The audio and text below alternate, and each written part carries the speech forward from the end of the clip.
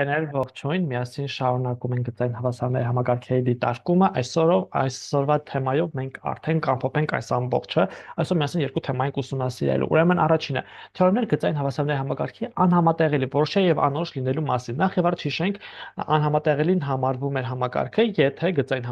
հավասարների համակարգը անհամատեղելի էր համարվում, եթե այն չուներ լուծում։ Կոչվում էր համատեղելի, եթե այն ուներ լուծում։ Ընդ որում այն կարող ունենալ մեկ լուծում, կարող ունենալ մեկից ավելի լուծում։ Եթե ունի մեկ լուծում, կոչվում էր որոշյալ, մեկից ավելի լուծումների դեպքում կոչվում էր անորոշ։ Այստեղ նաև հիշեցնենք, մենք անցած դասին անցանք, թե ինչ բան է ռանգը, այսինքն մատրիցի ոչ զրոյական տողերի քանակը, ու հիմա ըստ դրա հիման վրա ձևակերպենք առաջին թեորեմը, ասում է հետևյալ, եթե rank an փոքր է rank a ընդլայնվածից, ապա մատրիցը անհամատեղելի է, այսինքն լուծում չունի։ Այո, այստեղ ֆորմալ ապացույց տրված է, բայց մի բան շեղվենք սրանից։ Ուրեմն տեսեք ինչ է նշանակում։ Ընդլայնված մատրիցը դա այն մատրիցն է, որի ազատ անդամների սյունը նույնպես ներառված է, այսինքն B-ի սյունակը այստեղ նույնպես ներառված էր։ Հիմա եթե ես ունեմ հավասարումների համակարգ, այստեղ որ ես ձևակերպված, սա գիտեք ինչ է նշանակում։ Նշանակում է հետևյալը, որ ես ունենալու եմ ռանկան մի հատ զրոյական տող, զրոյական մի տող, որը հավասար լինելու B-ին, ընդ որում B-ն էլ 0 չի։ Իսկ այս դեպքում լուծում չունի, չէ՞, այսինքն ստանում 0 ինչ որ x1 գումարած եւ այլն գումարած 0 ինչ որ xn հավասար է ինչ որ 5։ Սենց բան հնարավոր չի։ Հետաբար համակարգը անհամատեղել է, այստեղ ֆորմալ ապացույցը տրված է, թերևս իմ ամբողջ ասացի ավելի ֆորմալ ձևակերպումն է։ Անցնենք առաջ, ուրեմն հաջորդ թեորեմն ասում է հետևյալը, եթե ռանկան հավասար ռանկա ընդլայնվածին հավասար է n, ապա համակարգը որոշյալ է, եւ այսինքն համակարգը ունի միակ լուծումը։ Այո, երբ մենք համակարգը բերենք երբ մենք մատրիցը բերում ենք աշճանաձև տեսքի, ապա ներքևից վերև բարձրանում ենք աշճանաձև տեսքի, որ բերեցինք, այսպես, այստեղ ընդհանրապես մի տարա լինում, չէ՞, եթե այստեղ գրեմ x1 1, այստեղ կլինի x2 2, x3 3, x4 4 եւ x5 5, հա, ենթադրենք այսպես է։ Ուրեմն այստեղ x5 5-ը, չէ, եւ այստեղ գալիս է արդեն B-ի սյունակը։ Տեսեք, այստեղ ինչ որ գրված y արժեքից x5 հավասար y արժեքից, սա միարժեքորեն որոշվում է։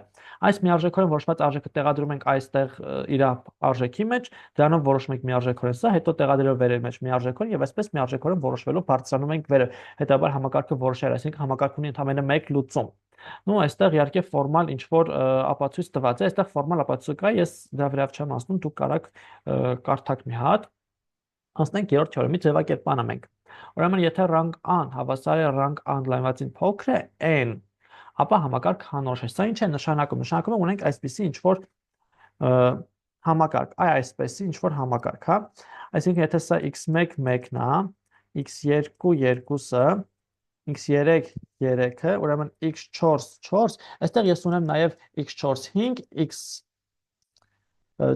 6, ուստեղ ունեմ B-ի սյունակը, հա, ինչ որ y-ներ են։ Ну, սա y4 ենթադրենք, կամ b4։ Հիմա սա ինչ է նշանակում։ Նշանակում է հետևյալը, անորոշ, այսինքն սրա լուծումների քանակը շատ են, ինչը որտեղ բոլոր լուծումները երբ մենք ստանանք, մենք այդ բոլոր լուծումների մեջ ունենալու ենք x1 եւ x4 ու x5 x6, հա, ունենալու ենք x5 x6, սրանք մենք կարանք կամայական արժեք տանք, որ համակարգին բավարար է, այսինքն այստեղ այս խնդրի դեպքում ինքը ունի մեկից ավելի լուծում է, որտեղ միարժեքորեն չի որոշվում։ x1-ը արտահայտելու ենք այս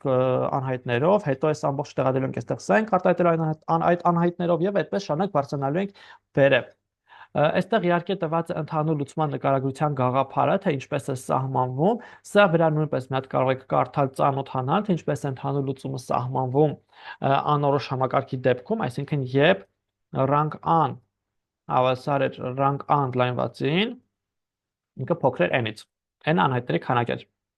անհայտների քանակից փոքր է։